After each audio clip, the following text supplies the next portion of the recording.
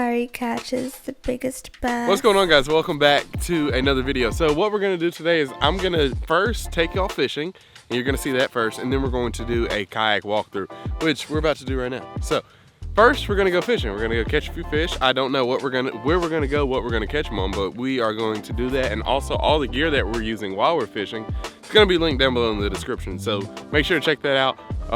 If you're looking for some new gear, some Christmas gifts, or you just want to annoy somebody with a whole bunch of boxes showing up at the door, or you just need to order some stuff. You need some new gear. So with that being said, here we go. We're about to go catch us some good old big mouth bass. Stay tuned. What's up, guys? So today's one of those fun. So last couple of times we've been out here, the fishing has been a little difficult for me personally, which is weird because, man, this lake is, when I first started coming out here, it's really good, and now I don't know if I've just dropped the ball or I'm losing it or what, but it has been a little bit more tough for me here recently. So I was looking at my tackle box before I came out here. I was like, I need to try to throw some new baits, throw something new at these fish that they perhaps haven't seen that much of. So we got on 2 different colors of war pig today, and I think I'm gonna try to stick with the war pig, fishing a whole bunch of different spots. Another thing that kind of led me to the war pig is a lot of these fish look like they've been on the bottom, and they're on the bottom. Not only are they on the bottom, it's like they're in lines or rows on the bottom. So I don't have the fish finder with me today, but the times that I have seen them on the fish finder, it's been, 10 to 15 of them, and they're just kind of stacked in a row. So I figured this is a lure that you can really control the depth. I can work it in 2 foot of water. I can work it in 13, 14, 15 foot of water. And I know exactly what it's doing. I know how it's coming through the water, and I can bomb it out a mile too. So I figure this is a good, starting point as to, I feel like this is a pretty good starting point for a new lure to throw on fish that have probably seen everything throughout the course of the year. So with that being said, we're gonna get to casting. We don't have that much time. Daylight savings time has happened, sadly, so we only have maybe 2 hours, so we're gonna have to kind of fish a little quick.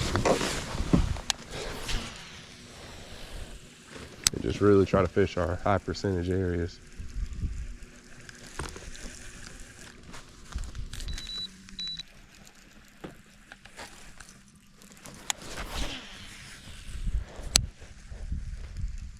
And this retrieve that I'm doing right here, this is a 1/2 ounce Lipless Crank. So the retrieve that I'm doing is just, I'm gonna do probably make something. I'll do like a constant retrieve. I have a slow gear ratio reel, so it'll really give that lure time to sit and pause. Because when I start reeling, they're still slacking the line, so it takes a minute to pick that slack up. But I'll do a couple different types of retrieves. I'll do just cast it out, constant retrieve, reel it straight back in. Another retrieve I'll do is also like a little yo-yo retrieve, where I'll just cast the bait out, lift my rod tip up, set it down, let it fall, lift it up, set it down. The only thing is sometimes your line will get caught around your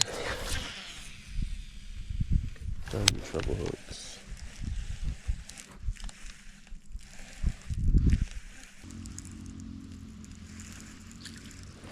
All right, we're gonna move. We're gonna go all the way to the back and fish our way out, so we kind of have a gauge on how much time we have left.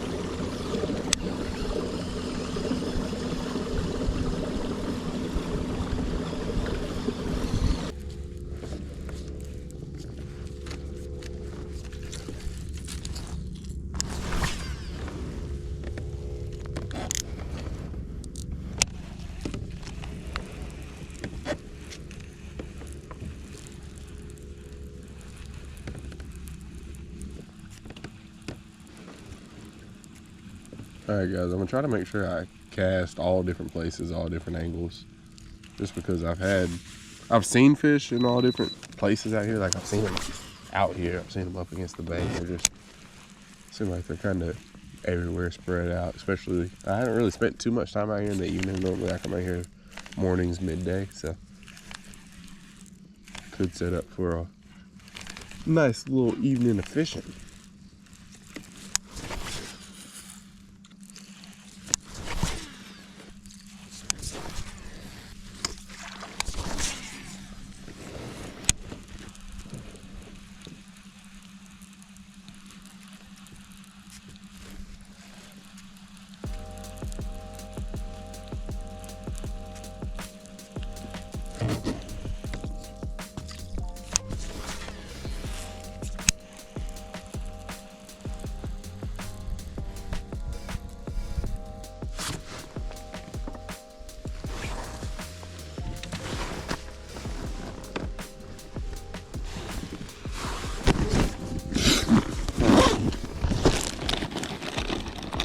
feel like we definitely should have caught something by now. So we're gonna go jig on the way out of here.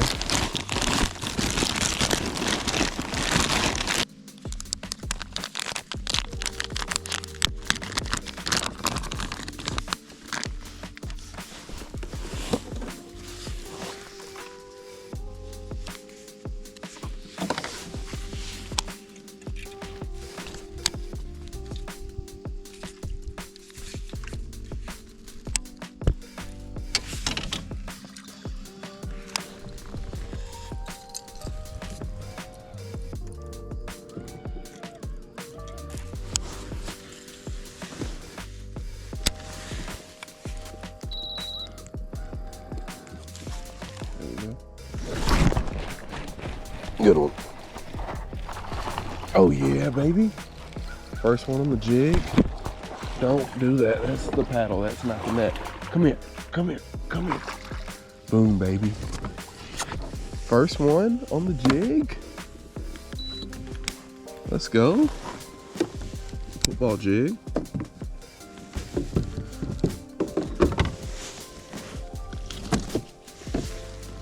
Hey, look at that one. Got some cool coloration to them. That's a solid 2.5 pounder. Y'all agree? Yes, good. Got the good old chigger crawl in there, max scent. Babe probably tasted that. He was like, oh, this gotta be real. No, psych. So you were wrong, buddy. It's not real. But the pleasure's all yours, Mr. Bass. You got caught by the greatest trigger crawl tricker in the world. I gotta be careful how I say that. Gotta say that slow so you can hear all the syllables. All right, come on, man. There we go. Boom. First fish. Not a bad one. Not a bad one at all. We've been out here for 50 minutes. Look at that. Oh, that's cool. I've never caught one like that with that little black coloration. Huh, just on that side too. That's pretty cool. Right there off that little grass patch. Awesome. Cool. First one. See you later, sir.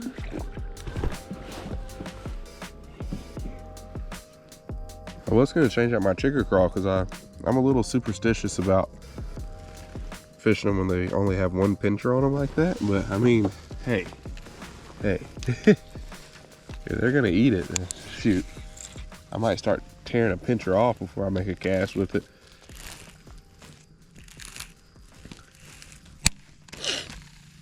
I mean, he ate it instantly. Like, I made the cast and I felt a little tick.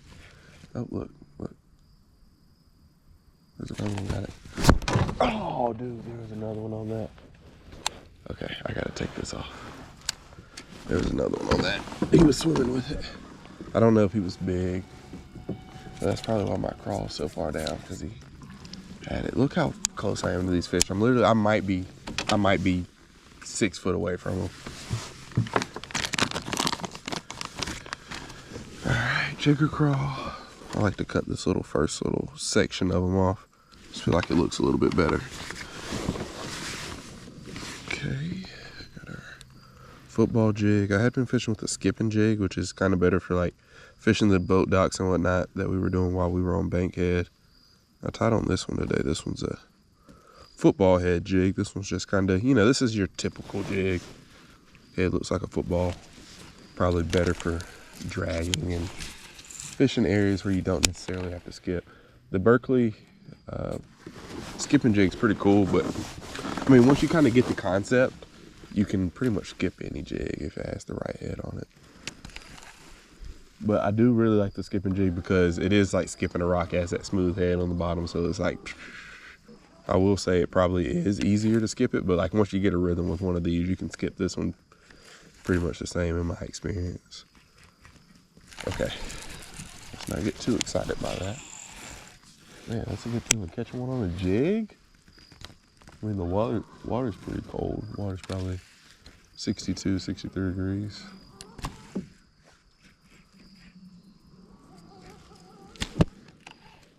Cool. It's kind of cool catching them shallow like that too. They're right up against the bank. Kind of gives you a little bit of hope that, you know, you can catch them on other things. I don't know, I just like catching them close. I feel like that kind of narrows down where they're at whenever you catch them at right here. See, I'm gonna make a cast right here on this line. There's a tree right there. This would be a horrible time for one to pick it up, but I bet you one's gonna pick it up just because I'm right here underneath this tree. Okay, okay. Control the motor. Yep, there we go. Got it. Oh, you sucker. You sucker. I know y'all saw that line swimming that time. So y'all are on structure, eh? Yes? I'm guessing? So that's 3 bites right here in a 4-foot section of this water.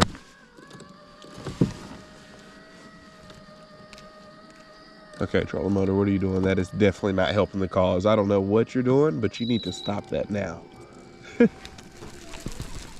Yeah, I love this kayak to death. This is my. I fish out of a lot of different kayaks. Old Town, Bonafide, a few Pelicans here and there, and by far this is hands down my favorite. But me and this thing have like Iron Man and Jarvis's relationship, because sometimes it just does.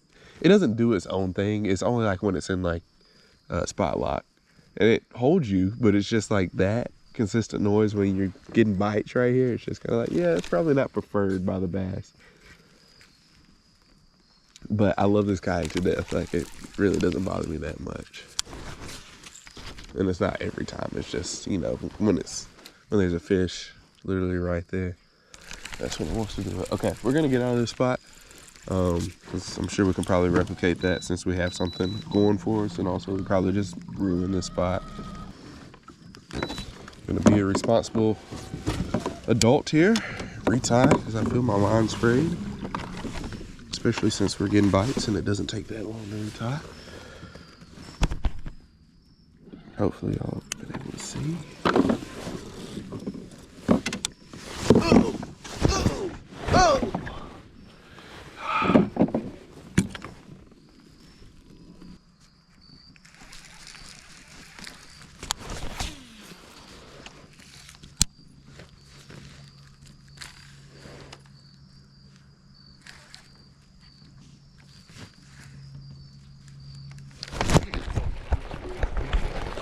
Oh, there we go.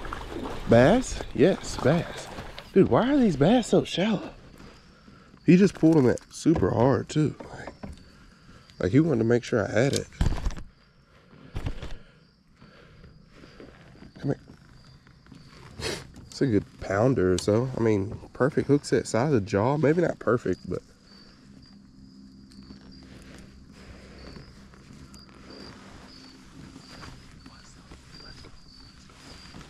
Let's go. I mean, not really how I'd expect to catch bass right now. Up shallow on a jig. Like just kind of open water right here. There's no structure or anything to really say like, oh, they're right here. But hey, I'm not hating on it. Kind of makes me want to go back down that other bank. I feel like I might have missed some opportunities. Oh. There we go. There's another one. Number 3 on the jig. Come here. Don't even give them time to fight.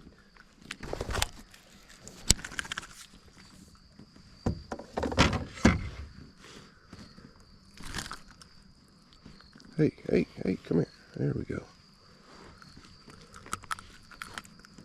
Ooh, that's a good one. Number 3 on the jig. Dude, should I go back down this bank? I'm in a conflict. The first one was really good. Best one. But I don't know. I feel like, I know they say don't leave fish to find fish. I've already caught 3 going down here. But I feel like it makes a lot of sense to go back down. Maybe even on this other side, maybe get a few casts over there, because I didn't fish the jig on that side.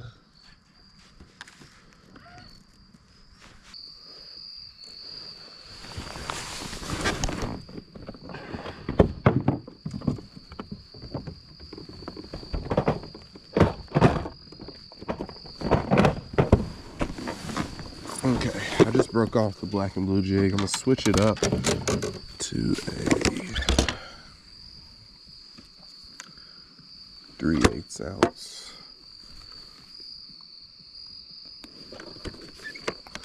Or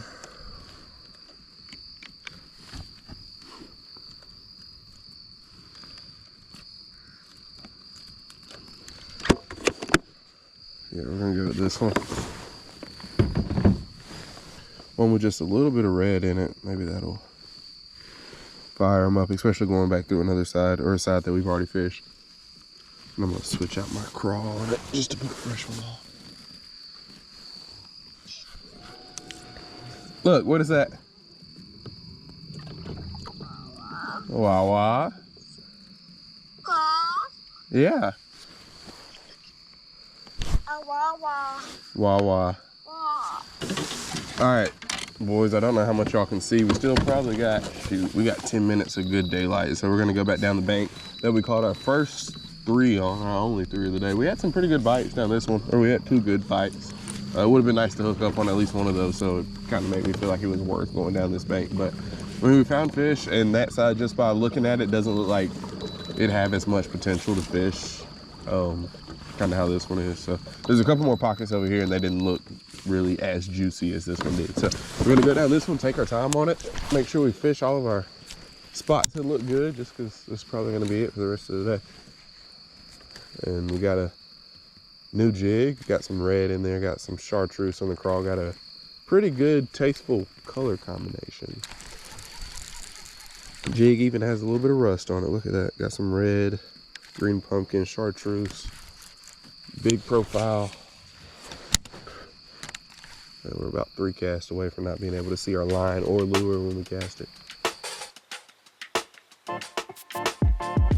All right, hopefully you enjoyed that. I don't know what we did, where we went, but we went fishing and I hope we caught some fish. Tournament kayak, I'm gonna put the camera on the tripod. I'm gonna start from bow to stern, and we are going to go all the way through the tournament kayak that I've used this year. I've went through, I don't know, just say 10. I feel like 10 is probably a fair number. 10 or so tournament practices, everything in this kayak.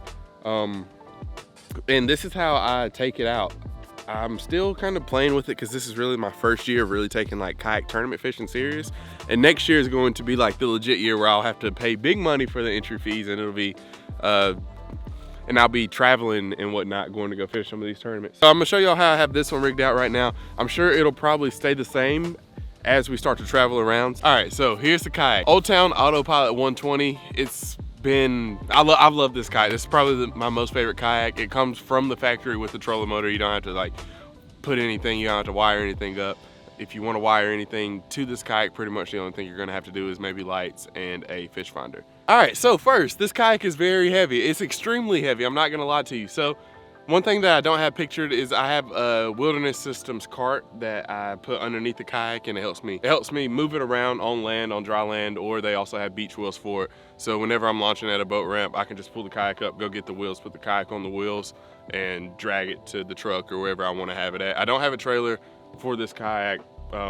Probably next year I'm kind of leaning more towards the trailer just because this thing's so heavy. Then also I can do wet launches with the trailer. I can just dump the trailer in the water, unhook the kayak, put the kayak in the water, and then pull it up. It'll just be a little bit easier than having to pick it up, put it in the truck bed, transport it in the truck bed, because this thing isn't light at all. So with the cart that I use, I added this little handle. These, you get like a 2-pack of these for like $20 on Amazon. And this, it just helps. It's a little bit easier. It kind of gives your, like, the point that you pull up on the kayak when you're walking it around. I don't have to do this. This is a little bit more flexible. I can move from side to side, and it kind of just goes with your body movements better. This just kind of feels a little bit more natural. 2-pack of those, $20 on Amazon. I feel like that's kind of one of those must-have accessories. And it'd be nice if like this came with the kayak. You might be asking why I have the orange paracord right there. I have the orange paracord right there because I put these together a little prematurely and I couldn't get them apart. So I was like, I'll just wrap some orange paracord around it so I have that little bit of extra room. It gives me a little bit of extra mobility, I feel like. So I'll have an actual review video, like a 1-year first impressions review video on the Autopilot coming out in December, but right now I just want to tell y'all about how I rig it out for tournament. All right, so next big important thing, I have the Garmin 106 SV. The cool thing about the 106 is it has a big screen. I got it on sale from Bass Pro Shops. I want to say it was like $9.99. And now they're back up to their original price. So those, I really like that fish finder, and it's really, I've learned how to read a fish finder with this one. And my whole reason for getting it was it came with saltwater maps, and sometimes like going down to the coast or going different places, I didn't have to buy that additionally. And then also, eventually I'll probably end up getting forward facing sonar if I can just bring myself to spend the $1,700 it's gonna take to set that up. Got the 106 SV, it really helps. It's just down imaging, side imaging, super cool, it's easy to do. The next thing is this little roto holder. This is for holding my net. The net really doesn't fit in it the greatest, but it holds it just good enough to kind of hold it in place throughout the day. The net will still kind of catch the water, but with the head of the trolling motor up here, I can't really keep it like in the middle of the boat. So this does its job. I kind of wish I would have got the double header. It would have taken up a little bit more room on the side of the kayak, but I feel like it would have held the net a little bit better because it has 2 points to fasten the net to versus just this one. And I mean, this one, it doesn't really hold it in there. It just kind of gives it something to support up against. Pretty nice, especially whenever you hook a big fish, just being able to reach down, grab your net, and always having it in the same place is pretty clutch too. All right, so this is something I'm probably going to change next year, my battery situation. So right now I have my Garmin battery. I'm running off 100 amp hour lithium because I had a company send it to me, and it runs off 100 amp hour lithium. So it's kind of a blessing and a curse right now. So I'm gonna show y'all what actually powers the kayak. The exact same thing. I have 100 amp hour lithium, it's still plugged in, and I've killed this battery. Normally on an all-day trip I'll kill it, so it kind of pays off to have the 100 amp hour lithium. But the only bad thing is I just have the power cable kind of running under the seat to the lithium. So for next year, what I want to do, I want to get like something higher than 100 amp hour. It'd be cool if I could get a 12 volt 200 amp hour, but I'm not sure if it'll fit in this little battery tray to run the actual trolling motor, and then getting like a 50 amp hour to run nav lights, because I'll have to wire those, and my fish finder with the 50 amp hour battery. Then I can connect my batteries to like a Noco box, put that in here, and then I can just plug in the kayak like a bass boat at night whenever I get done, and I can take power around with me, figure out a solution for that. But it'd be nice just to be able to do that instead of lugging batteries in and out of an Airbnb, in and out of a hotel, just being able to find somewhere to plug the kayak in, and then that be it. So I have 100 amp hour right now running the fish finder,